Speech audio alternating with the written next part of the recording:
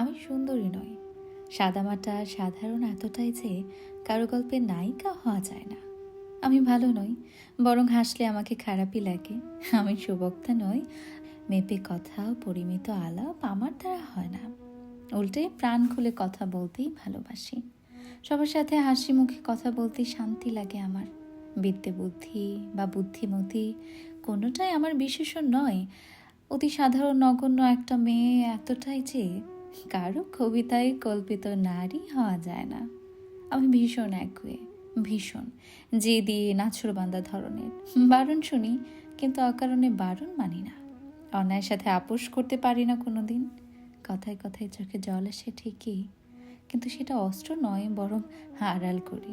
আমি ভীষণ রকমের ভঙ্গুর, কিন্তু টের পেতে দেই না, পাছে আঘাতকারীর অনুকম্পা হয়। আমি আদতে অচল আজকের দুনিয়ায়। সবাই যখন ভীষণভাবে আধুনিক, আমি তখন পুরনো নিয়ে বাঁচি। প্রাগৈতিহাসিক বলে ঠাট্টা করে অনেকে।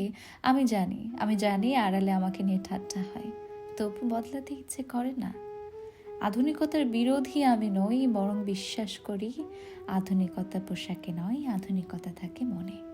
আমি ঈশ্বরে বিশ্বাসী, কিন্তু কুসংস্কারে নয়। আমি মনে করি কাউকে দেওয়া শ্রেষ্ঠ উপহার হলো সময়, যা ক্রয় করা যায় না। আমি প্রার্থনায় বিশ্বাসী, কিন্তু ভণ্ডামিতে নয়। লোক দেখানো লৌকিকতা আমার আসে না। যেটুকু মন থেকে আসে আমি সেটুকুই করি।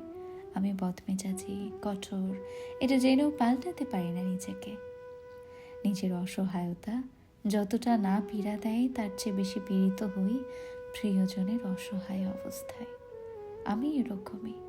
হয়তো তাই আজ পর্যন্ত কারো প্রিয় হয়ে উঠতে পারিনি।